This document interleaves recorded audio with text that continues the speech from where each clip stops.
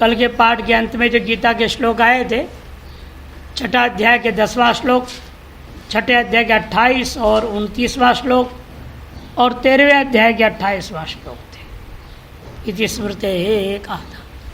अगले मंत्र की अवतरण का दे रहे हैं, यस्मात् ज्ञान अनंतरम परम पुरुषार्थ सिद्धि, जिसलिए ज्ञान के अनंतर परम पुरुषार्थ सिद्धि होती है। तस्माद, इसलिए ब्रह्म ज्ञान एकमात्र ज्ञेयवत वस्तु ब्रह्म ही मानना चाहिए। एतज्ज्ञेयं नित्यमेवात्मसंस्थं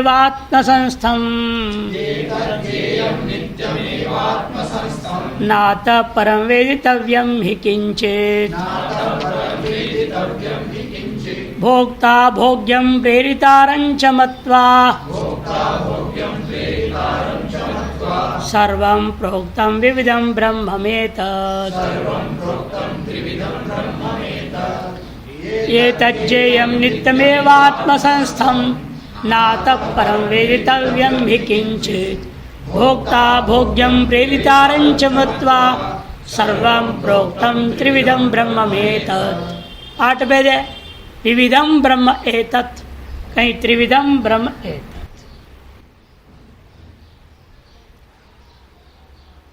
एतज्ज्ञेयं, ये जो आत्मा है, ब्रह्म है, यही वास्तव में इसलिए संसार में ज्ञेयभूता पदार्थ।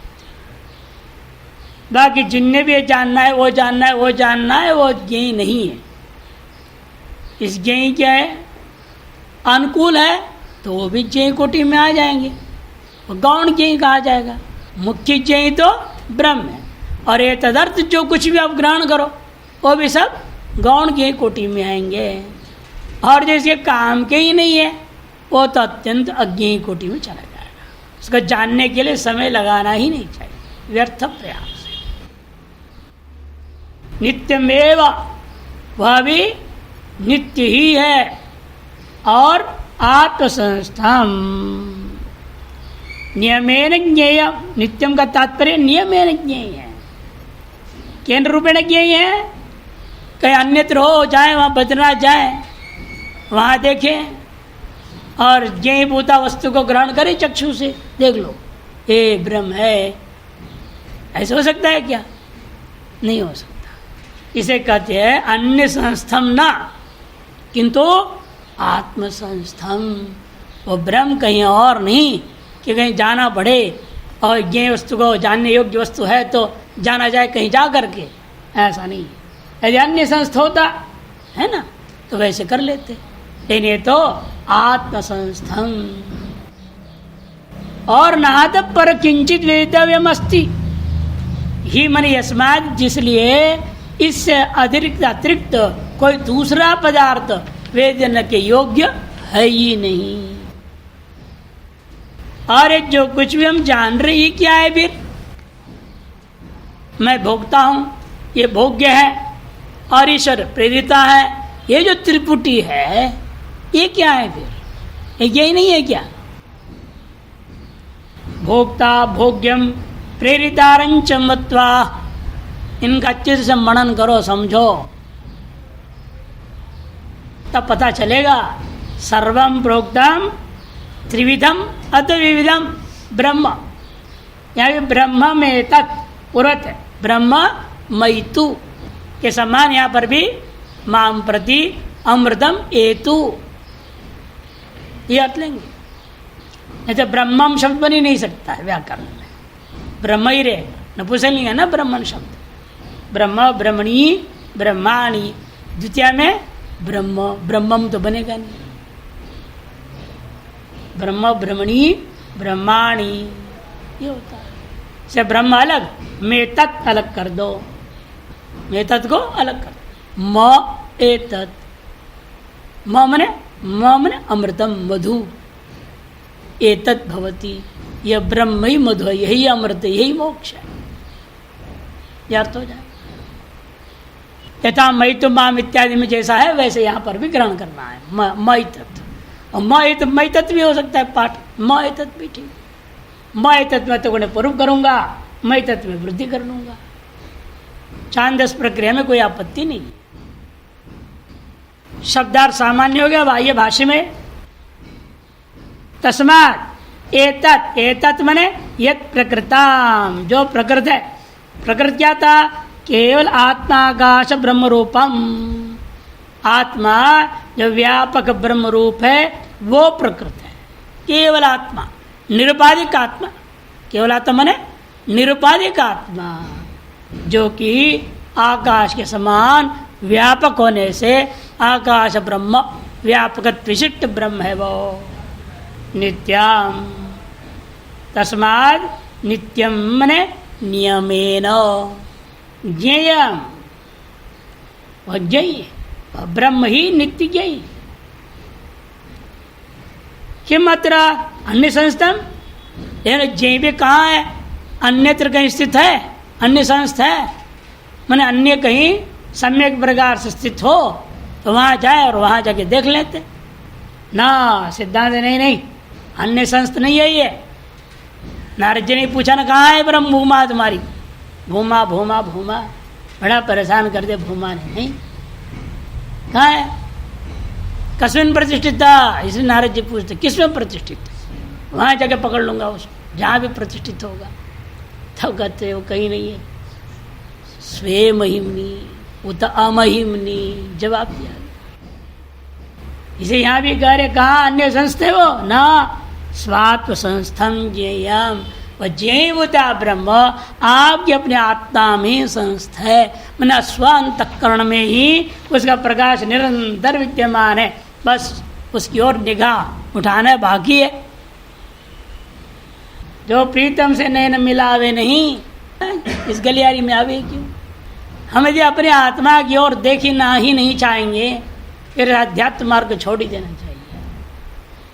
जो आत्मा को देखना चाहता है प्रियतम, सबसे पहला प्रकरण पंचदशी में क्या किया? ये आत्मा प्रियतमत्व स्थापित किया। यही मैत्री को समझाया, आत्मस्तु कामाय सर्वम प्रियम भवति, सर्वस्य कामाय सर्वम प्रियम न भवति।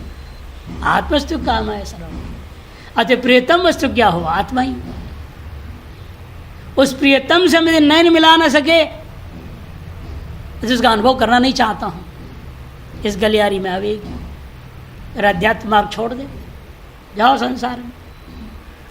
इसे न अनात्मनि बाह्य कहने का अभिप्राय, अनात्मा कोई भी संसार की वस्तु ले लो, बाह्यो वहां कहीं भी ये ब्रह्म खोजो नहीं मिलने वाला।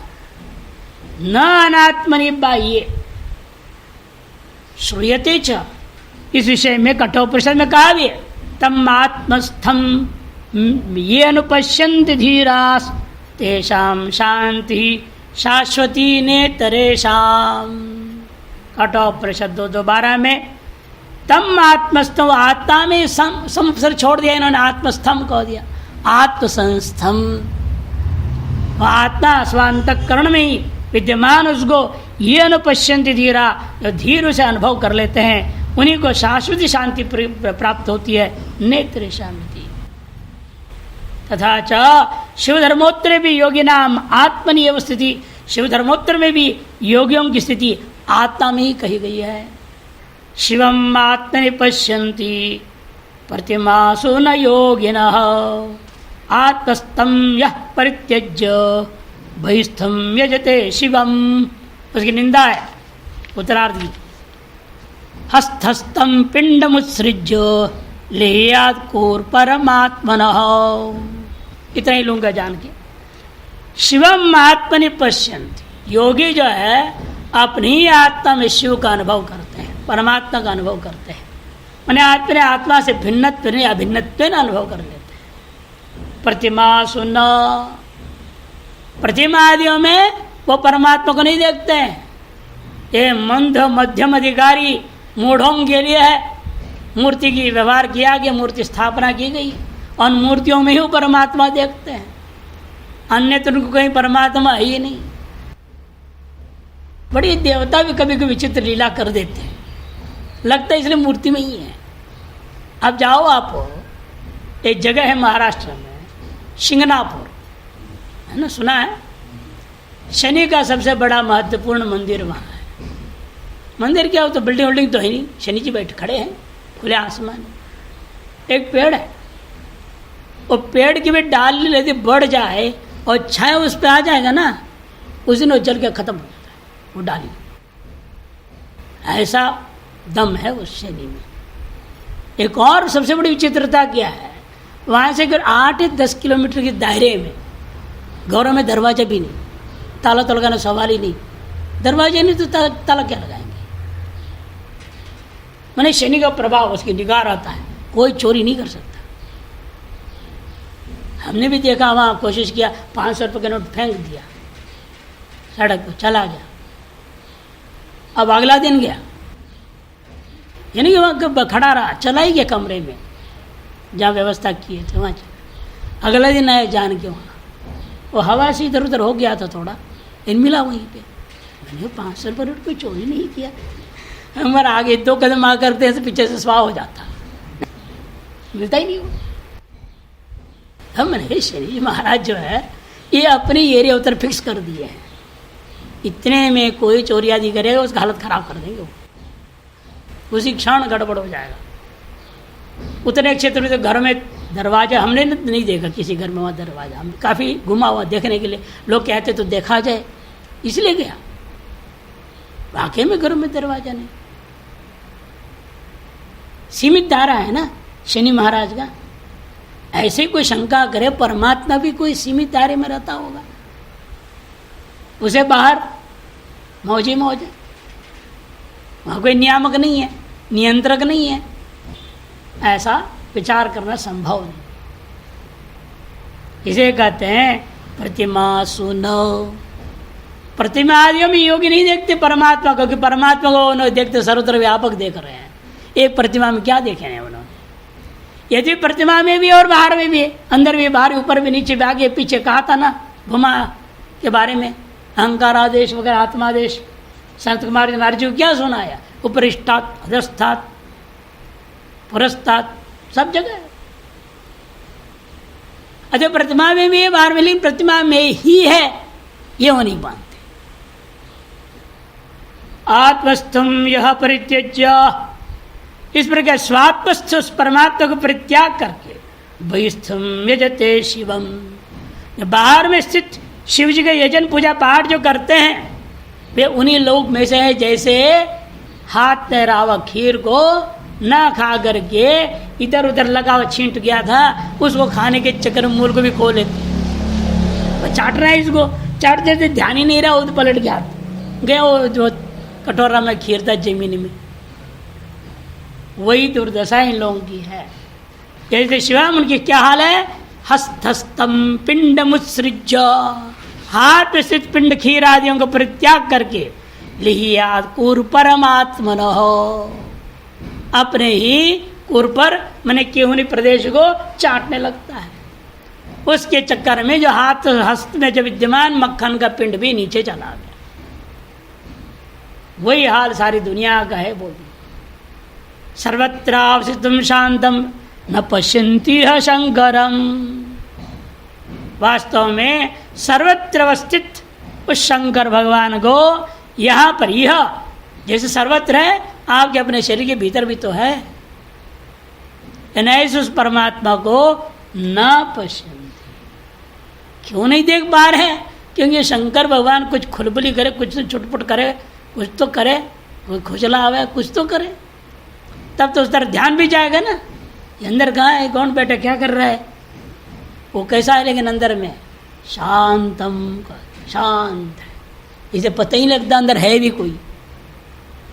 जैसे कमरे में सब बैठे ध्यान मगन मस्त बैठे तो क्या होता है, आश्रम पूरा लग, कोई अंदर आए समझ से कोई है ही नहीं, बिल्कुल शांत है। खटर पटर हो रहा है तो समझेंगे हाँ यहाँ कोई है। शंकर भगवान जो अंदर विराजमान है अपने ही अंदर, यदि वो कुछ भी खटपट कर दे तो अनायास उनको पकड़ लेते हम लोग। लेकिन अंदर किस तरह से बैठे हैं वो? शांतम शंकरम न पश्यन्ति। ज्ञान चक्षुर्विहीनत्वाद् अंध सूर्यम यथोदितम यह पश्ये सर्वगण शांतम तस्य अध्यात्म स्थितः शिवः। आत्मस्थं येन पश्यन्ति तीर्थे मार्गं दिते शिवम आत्मस्थं तीर्थमुत्सृज्य बहिस्तीर्थादियो व्रजेत करस्थम स महारत्नम त्यक्त्वा काचम विमार्गति। दूसरे शब्दों से वही बात कह रहे हैं, ज्ञान रूपी चक्षु से विहीन होने के कारण से ये स्वात्मस्थ आत्मा को नहीं अनुभव कर पाते हैं। उसी प्रकार जैसे जन्मांध जो है उदय हुआ सूर्य को नहीं देख पाता है, यथा अंधः उदितम सूर्यम न पश्यति, तथा ज्ञान चक्षुर विहीनत्वात्, ज्ञान रूपी चक्षु से विहीन होने के कारण से यह भी आत्मस्थ आत्मा ब्रह्म को, शंकर को, शिव को नहीं देख पाते।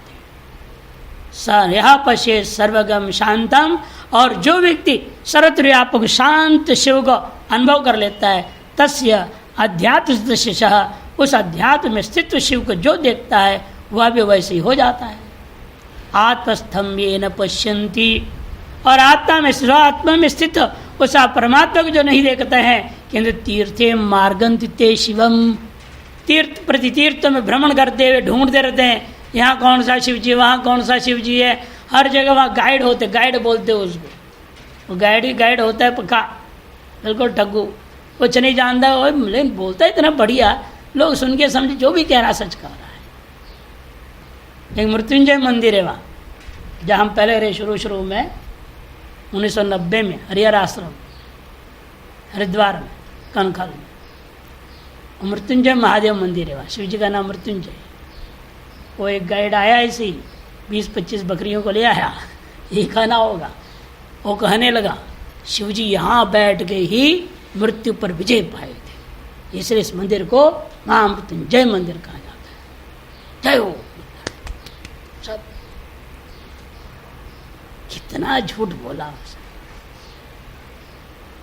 कहा शिव जी वहाँ पर, अरे तुम मंडलेश्वर ने स्थापना किया वो शिवलिंग है, वो अनादि शादी तो है ही नहीं, और उसको ऐसे बोल रहा है, वो सब मान रहे, वो सही कहा इन्होंने, कहा नहीं। यहाँ भी ऐसे बोलते हैं, ऋषिकेश नाम क्यों पड़ा, गाइड से पूछा, पर जानते हो ऋषिकेश क्यों नाम पड़ा, और पहले ये समझो, पहले ऋषिकेश है कि ऋषिकेश है, वो तो चक्कर में पड़ गया, ऋषिकेश भी बोलते हैं क्या, पूछा उसने, नहीं दोनों ही नाम है इसका। वैसे ऋषिकेश ही ज़्यादा ठीक है, क्योंकि हमारी गीता में ऋषिकेश नाम ही आया हुआ है, ऋषिकेश नहीं, और हकार को खा गए ऋषिकेश बना दी, तो उसका कुछ नहीं मालूम। मैंने कहा तो आश्रम में है ना वहीं बताऊँ, यहाँ सड़क पे नहीं बताऊँ। इसे इनका कहना है कि भाई जो आत्मस्तम तीर्थम उत्सृज्य स्वात्मसिद्ध तीर्थ पर शिव को त्याग करके वे तीर्थे शिवम मार्गंति, तीर्थ में जा करके शिव जी को खोजने लगते, कहाँ शिव जी बैठे। आत्मस्थम तीर्थम सृज्य बहिस्तीर्थादियो व्रजेत, इसलिए आत्मस्थ तीर्थ शिव को त्याग करके बाह्य तीर्थ आदि की ओर जो दौड़ते, केदारनाथ भाग रहे हैं लोग, हेलीकॉप्टर टिकट खरीद के जाना पड़ता है, पैदल चलने वाले कम होते हैं। यो व्रजेत करस्तम स महारत्नम, हाथ स्थित महारत्न। यो आज के जमाने में महारत्न कौन है, हीरा ही सबसे बड़ा रत्न है, लाखों रुपयों का है। उसको त्याग करके काचम विमार्गति, कांच के टुकड़े के खोज रहा है। हाथ में है हीरा, हाथ में विद्यमान हीरा को त्याग करके नीचे गिरा हुआ कांच के टुकड़े को ढूंढ रहा है, और उसी हीरे के प्रकाश से कांच को ढूंढ रहा है। वे विचित्रता है, सभी का यही हाल है। आत्म परमात्मा शिव के प्रकाश से हम सारी दुनिया को प्रकाशित कर रहे हैं, लेकिन इस दुनिया को ही देखने में लग गए इस प्रकाश से, उस प्रकाश को देखना कोई नहीं जा रहा। अथवा ऐसा भी मंत्री वाक्य दूसरे पक्ष ला रहे हैं, एतत् यद अपरोक्षम प्रत्येगात्म तत्व, एतत् से क्या लेना, जो अप्रोक्ष स्वात्मा अपनी आत्मा तन नित्या, वो नित्य है, अविनाशी है, स्वे महिमनी स्थिताम, स्व में स्थित है, ऐसा ब्रह्म इति ज्ञेयम, ऐसा ब्रह्म को जानना चाहिए। कस्मात् ही शब्द यस्माद् अर्थे, यस्माद् नात परम वेदितव्यम अस्ति किंचित अपि, क्योंकि इससे अतिरिक्त कुछ भी वेदितव्य नहीं है।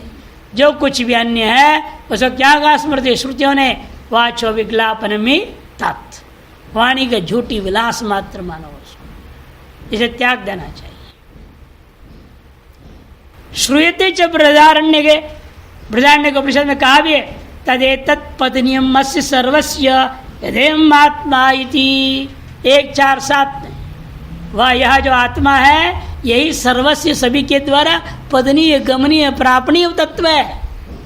अपने मनुष्य जीवन में यदि कुछ प्राप्त करना है तो अपने आत्मा के ब्रह्म करके अनुभव करना, यही सबसे बड़ी प्राप्ति।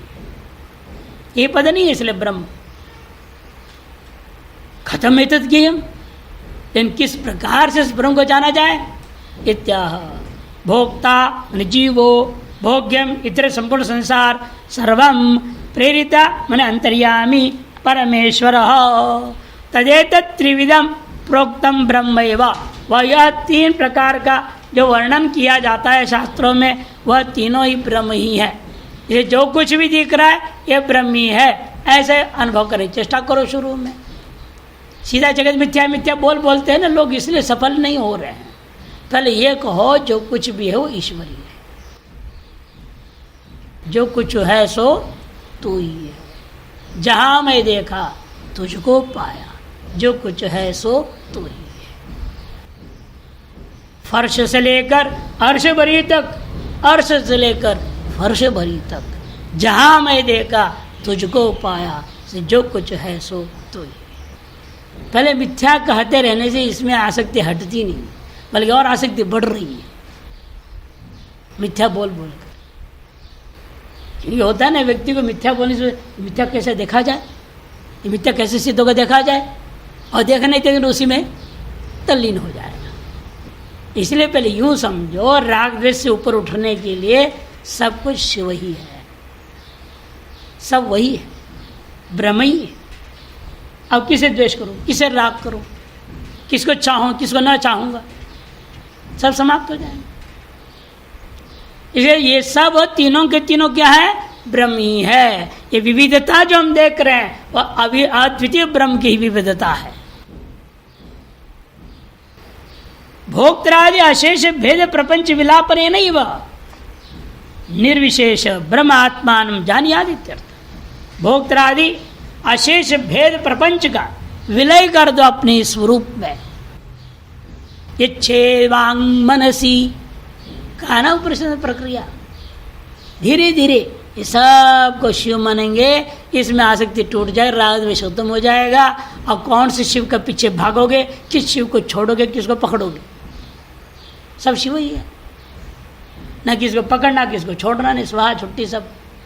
तब क्या होगा, तब वांग मनसी, 22 सकल कर्मेंद्रिय ज्ञानेन्द्रियों को मन में उड़ेल देना, मन में स्थिर हो जाओ, मन को बुद्धि में, व्यष्टि बुद्धि को समष्टि बुद्धि में। इस प्रक्रिया से अपने आत्मा में प्रतिष्ठित हो जाना है। तथा च उक्तम कावशीय गीतायाम, कावशीय गीता कोई गीता है, त्यक्त्वा सर्वविकल्पांश्च स्वात्मस्थं निश्चलं मनः कृत्वा शांतो भवेत् योगी दग्धेन्द्रियवानलः। 108 गीता है, प्रमुख माना गया, जो होंगे और भी। शिवान जी ने एक सर्वगीता सार पुस्तक लिखे थे, सर्वगीता सार। पता नहीं आजकल मिलता है कि नहीं मिलता है, शिवानंद आश्रम में डिवाइन लाइफ वालों का है, आज भी मिल रहा है। हाँ, बहुत अच्छा है। पूरे हर एक गीता कहाँ तक पढ़ते फिरेंगे, हर एक गीता का कुछ कुछ श्लोक उठा उठा करके उन्होंने दिया, सर्वगीता सार। तो इसलिए उनमें कावशी गीता भी गीता है, उसमें लिखा है त्यक्त्वा सर्वविकल्पांश्च, सर्व विकल्पों को त्याग करके स्वात्मस्थं निश्चलम मनः, अपने मन को अपने आत्मा में स्थित करके निश्चल कर दो। ऐसे कृत्वा शांतो भवेद् योगी, योगी शांत हो जाना चाहिए। उसी प्रकार जिस प्रकार से सारे ईंधन जल जाए तब अग्नि क्या शांत हो जाती है, वैसे शांत हो जाना चाहिए। तथा श्री विष्णु पुराणे तस्यैव कल्पनाहीन स्वरूप ग्रहणम ही यत् मनसा ध्यान निष्पाद्यम समाधि स्वविधीयते। तस्यैव कल्पनाहीन स्वरूप ग्रहणम, उस आत्मा का ही सर्व कल्पना रहित स्वरूप जो ग्रहण करना होता है, कैसे ग्रहण करना होगा? मनसा, मन के द्वारा ग्रहण किया जाता है। मन के द्वारा भी कैसे ग्रहण करते हैं? आज तक क्यों नहीं ग्रहण हुआ? ध्यान निष्पाद्यम, मन के द्वारा ध्यान से निष्पाद्य जो उस आत्मा का सर्व कल्पना रहित स्वरूप ग्रहण होना, इसी का नाम सो समाधि इत्यभिधीयते। इस प्रकार से 12वें मंत्र का वाक्य भी हो गया। अब अगले के लेकर इदानीम इत्येतेन अक्षरेण परम पुरुषम अभिध्यायित। कहते महाराज हमारी बुद्धि ऐसा नहीं है कि हम झटपट सारे इंद्रियों को समेट लें और झटित हम अंदर चला जाए और वहाँ आत्म ब्रह्म एकत्वानुभूति कर ले। ये तो आपने जो बताया प्रक्रिया, इसके हम अधिकारी नहीं है, तो कोई बात नहीं। श्रुति ने बताया तुम्हारे लिए आलंबन ओमकार है, ओम रूपी आलंबन को पकड़ो। प्रणवो ही धनु शरो ही आत्मा, कहा है कि नहीं, उसी को ला रहे हैं। देखो, क्योंकि ओम इत्येते नैव अक्षरेण परम पुरुषम अभिध्यायित। प्रश्नोपनिषद 5:5 में कहा ओम, इस एक अक्षर के माध्यम से ही उस परम पुरुष परमात्मा का ध्यान करे। ओम इत्यात्मानं युञ्जीत, महानारायण उपनिषद 24वें अध्याय प्रथम मंत्र में कहा गया ओम इत्यात्मानं ध्यायित इत्यादि अन्यत्र का श्रुति है। आत्मानं अन्विष्य पराभिध्याने प्रणवस्य नियमा, आत्मा को अन्वेषण करने वालों के प्रति उस परमात्मा का ध्यान करने में प्रणव ही नियमित रूप से सर्वश्रेष्ठ साधन बताया गया है। अभिध्यान अंगत्वेन, अभिध्यान का अंग रूपेण प्रणव को जो अन्य उपनिषदों में कहा गया, वैसे यहाँ पर भी वह कहा गया है। उसी को दर्शा रहे अगले मंत्र से, दर्शयति वहन्नेर्यथा इति। वहन्नेर्यथा योनिगतस्य मूर्तिर् न दृश्यते नैव च लिंगनाशः स भूय एवेन्दन योनिगृह्यस् तद्वो भयं वै प्रणवेन देहे। वहन्नेर्यथा योनिगतस्य मूर्तिर्न दृश्यते नैव च लिंगनाशः स भूयेवेन्दन योनिगृह्यस् तद्वो भयं वै प्रणवेन देहे। वहन्नेर्यथा योनि गतस्य, वन्नी का भी जो कारण कौन है? अरणि। अरणि मंथन है ना, अरणि मंथन से अग्नि को पैदा किया जाता है, इसलिए अरणि को वन्नी का योनि माने कारण कहा जाता है। कारणगतस्य वन्य है, कारण में छिपा हुआ वह अग्नि को मूर्ति भाव कैसे होगा, प्रकट कैसे होगा? वो न दृश्यते नैव च लिंगनाश, वह दिखाई नहीं देता है, किंतु मथनात् प्राक नहीं दिखाई देता है। मंथन करने के बाद मथनी बनाकर उसको अरण्य मंथन कर देते हैं, उसे वो प्रकट हो जाता है। लेकिन उसका जो सूक्ष्म स्वरूप है उसका नाश कभी नहीं होता।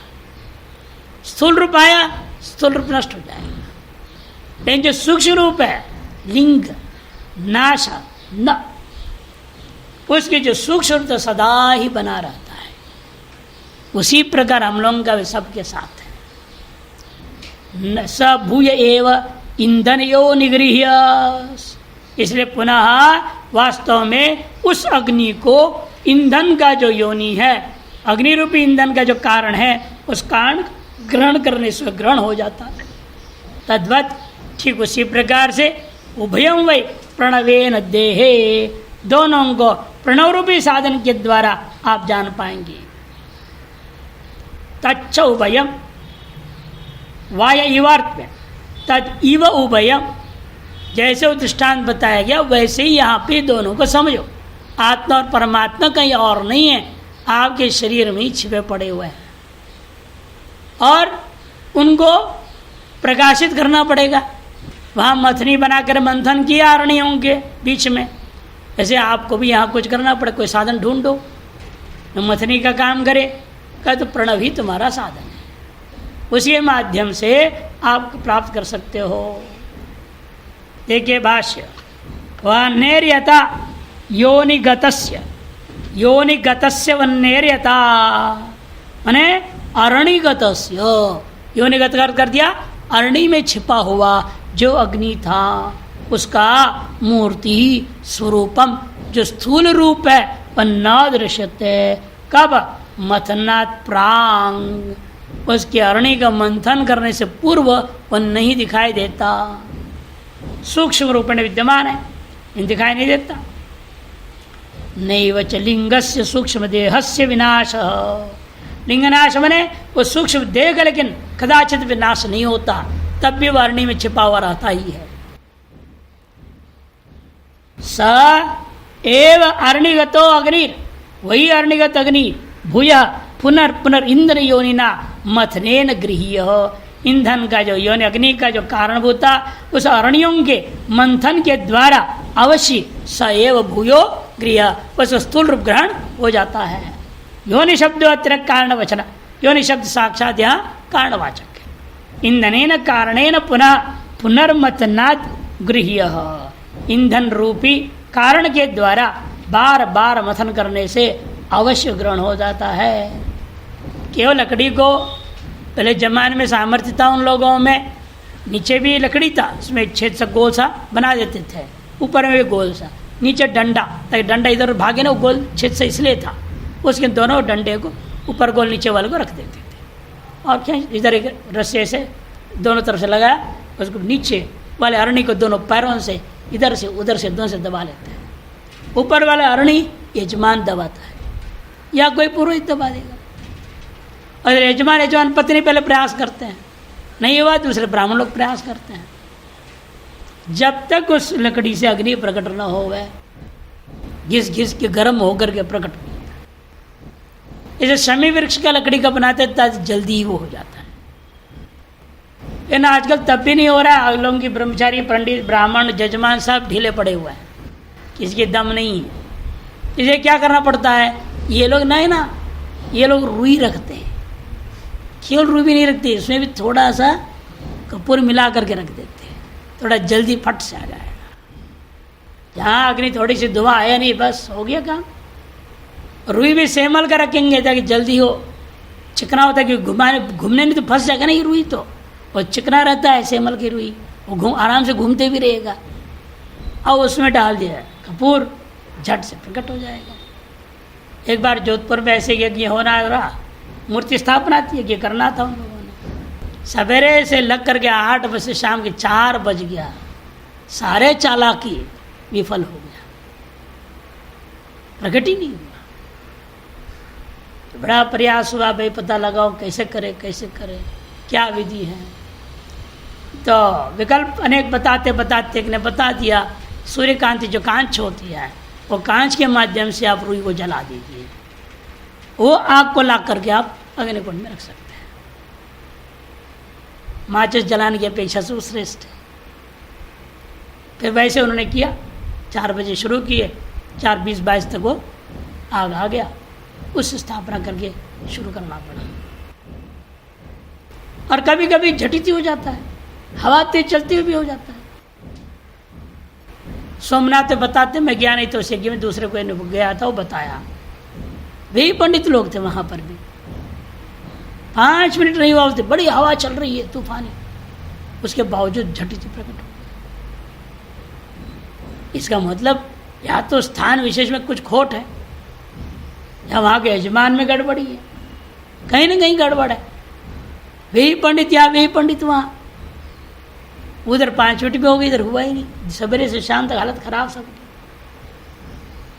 कई अखंड ब्रह्मचारी नैष्ठिक ब्रह्मचारी लोग भी गए, मैदान में उतरे, नहीं हुआ। इसलिए ये सब जो है ईश्वरीय खेल है, जीव के अपने कर्मानुसार भोग करना पड़ता है। वहाँ न दृश्यते मूर्ति बिना प्रयत्न का, इसलिए कारण शब्द को बना करके व्याख्या कर दिए। इव अर्थो वा शब्द, तद्वा उभयम तद्वो भयम है ना मंत्र में, तद्वो भयम तद्वा उभयम है, वो वा इव अर्थ में, तच्च उभयम तद उभयम, ऐसा होगा, तच्च उभयं चैति तद उभयम इव मतनात् प्रांग न गृह्यते। जैसे उन दोनों अरणियों का मंथन के बिना वह अग्नि का प्राकट्य नहीं होता, उसी प्रकार से मथने च गृह्यते और मथन से ग्रहण हो जाता है। तद्वत् आत्मा वन्य स्थानीय, यह आत्मा क्या है, वन्य के समान समझो, है भीतर ही छिपा हुआ है, सूक्ष्म है, आपको प्रकट नहीं हो रहा है, ग्रहण नहीं हो रहा है। और प्रणवेन उत्तरारण्य स्थानीयेन मरणद गृह्यते देहे अधरारणीय स्थानीय। प्रणव क्या है, उत्तरारणीय, और आपके शरीर क्या है, अधरारणी हो जाएगा। शरीर रूपी अधरारणी में प्रणव रूपी उत्तरारणी को लेकर के मंथन करोगे, तब जा करके यह प्रणव के मोक्ष हो जाए, आत्मानुभूति हो जाएगी, उसका अभिव्यक्ति हो जाएगा, प्रकाश हो जाएगा। प्रणवेन उत्तर अरणीय स्थानीय और मरणाद गृह्यते, मरण नहीं यहाँ पर मथनी है, कहाँ ग्रहण होगा वो, लेकिन इसी देह के भीतर, वो अधरारणी स्थानीय समझो। उसी बात को अगले मंत्र में स्पष्ट करते हैं। स्वदेहं मरणिं कृत्वा प्रणवं चोत्तरारणिं ध्यान निर्मथनाभ्यासात् देवं पश्येत् निगूढवत्। स्वदेह मरणिं कृत्वा प्रणवं चोत्तरारणिं ध्यान निर्मथनाभ्यासात् देवं पश्येत् निगूढवत्। स्वदेह मरणिं कृत्वा, अपने ही शरीर को अधरारणी बना लेना, अर्थात जैसे अधरारणी को क्या किया था वहां पर, स्थिर, इसे स्थिरम सुखमासनम योग सूत्रकार कहते, स्थिर आसन में बैठो। हमने देखा ऐसे ऐसे लोग हैं, प्रणव जप का ना वो कैसेट लगा लिया, आँख मटका रहे हैं और हिल रहा है, अरे और ओम का ध्यान कर रहे हैं, अच्छा ओम का ध्यान, ये कोई ओम का ध्यान, अरे शरीर को अधरारणी कह दिया है शास्त्र ने। और अधरारणी कैसे, स्थिर, वहाँ भी अधरारणी क्या करते हैं बताया था ना, इधर बैठा और उधर बैठा हुआ दोनों अपने पैरों से नीचे वाले अरणी को हिलने नहीं देते, दोनों जब दबा के रखते, इधर से ये दबा दिया और से वो दबा दिया, इधर उधर नहीं होएगा, नहीं तो घुमाएंगे तो क्या होगा, वो भी घूमने लग जाएगा नीचे, वो स्थिर कर दिया। वैसे आपका भी करते स्थिर रहे, शरीर को स्थिर, और ऊपर बाल को ऊपर दबा दिया है, वो भी स्थिर है। कौन है वो, प्रणव। यानी कि बदलते रहो, एक प्रणवोच्चारण निरंतर करते रहना है, अंदर ही अंदर, और उसके गूंज पर ध्यान करना है, प्रणव पर नहीं। इसलिए कहते देखो वो क्या है, अधरारणी है। कौन, आपके अपना ये शरीर, प्रणवंच उत्तरारणिम, और प्रणव ओंकार को उत्तरारणी बना लो। ध्यान निर्मथनाभ्यासात्, ध्यान रूपी मथनी का अभ्यास करो। और मथनी को फुर घुमाते हैं नहीं, वैसे यहाँ भी किसका अभ्यास करना है, ध्यान का अभ्यास करना है। अधरारणी शरीर भी स्थिर, उत्तरारण्य प्रणव के भी नित्य निरंतरता बनाए रखना है, वही उसकी स्थिरता है, और बीच में उस दोनों को लेकर के ध्यान करना है।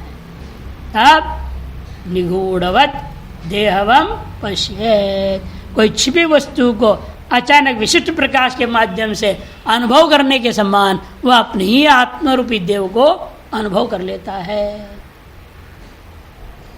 आज संक्षेप इस मंत्र की व्याख्या कर रहे हैं। स्वदेह मरणिं कृत्वा अधरारणिं ध्यानमेव निर्मथनं, ध्यान ही या मथनी है, तस्य निर्मथनस्य अभ्यासात्, तार्श निर्मथनी का अभ्यास करने से, ध्यान का अभ्यास करने से देवम ज्योति रूपम, प्रकाश रूप जो देव को प्रपश्येत, जो कि निगूढ़ाग्निवत, जैसे अरणियों के बीच छिपा हुआ अग्नि को प्रकट करके अनुभव किया, उसी प्रकार से यहाँ अपने आत्मा का अनुभव व्यक्त कर लेता है।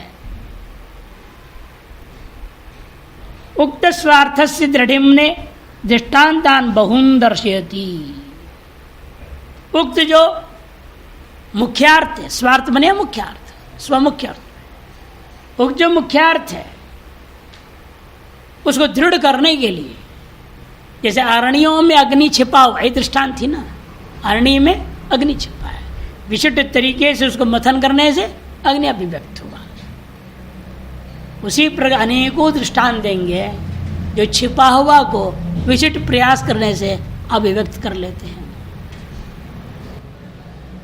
पूर्वोक्त बात को दृढ़ करने के लिए ही अनेक दृष्टांतान बहुन दर्शयति। तिलेषु तैलम दधिनीव सर्पीर आप स्रोत स्वर्णीषु चाग्निः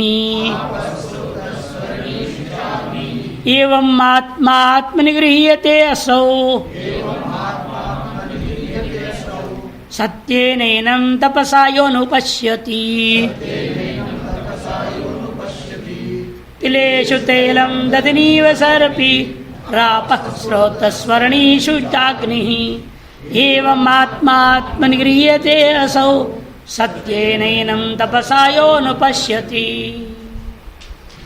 जैसे तिल में तैल है, विशेष प्रयास घानी का सृजन किया, उस घानी में डालते हैं, पिरोते हैं ढंग से, तब तिल से तेल निकल आता है। दधनीव सर्पी, दही में जैसा घी है छिपा पड़ा, उस दही का विशेष तरीके से, आजकल तो मशीन है, मशीन में डाल दो निकल जाएगा अलग घी, लेकिन ये मशीन से निकला हुआ घी बिल्कुल काम ही नहीं करता, बेकार है। इसमें ताकत नहीं। हमने देख क्रीम से बनाते घी तो और भी खराब, दही से जो घी निकालते हो तो फिर भी ठीक है, आज क्रीम से ही घी निकाल देते हैं। जितने दूध आते डेयरी तो जितने भी हैं सब क्रीम निकाला हुआ है। आओ उसे घी निकाल दिया, और घी निकालने के बाद क्यों फेंकते नहीं, उसे आइसक्रीम बना के भी बेच रहे। और है क्या इसमें, कुछ नहीं, असली माल सब निकल गया ना, उसको इतनी महंगा खरीद रहे हैं। घर में बनाओ बढ़िया सही सही, वो पसंद नहीं आता। तो विचित्र संसार है, वो छिपा हुआ है दही में घी। आप स्रोतसु, जल जमीन के अंदर के स्रोतों में छिपा पड़ा है, आपको खोदना पड़ता है कुआं, या आज की भाषा में ट्यूबवेल, बोरिंग, बोर कर देते रहे, बोरिंग करते, उसका भी नाम भी बोरिंग ही रख दे, पता नहीं क्यों रख दे बोरिंग उसका नाम, कर करके थक गया होगा, बोर हो गया, इसलिए नाम बोरिंग रख दिया होगा। महाराष्ट्र में ऐसे ही होता है ना, यहाँ खोदो नहीं मिला, वहाँ गया वहाँ नहीं मिला, 100 फुट तक गए, 200 फुट तक गए, मिलता ही नहीं पानी, छिपा हुआ है जमीन के अंदर, उसके स्रोत चल रहा है।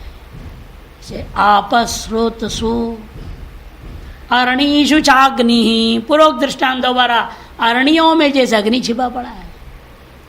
एवं आत्मा आत्मनिगृह्यते असौ, एवं असौ आत्मा, यह आत्मा आपके अपनी अंतःकरण में ग्रहण होगा। कैसे होगा?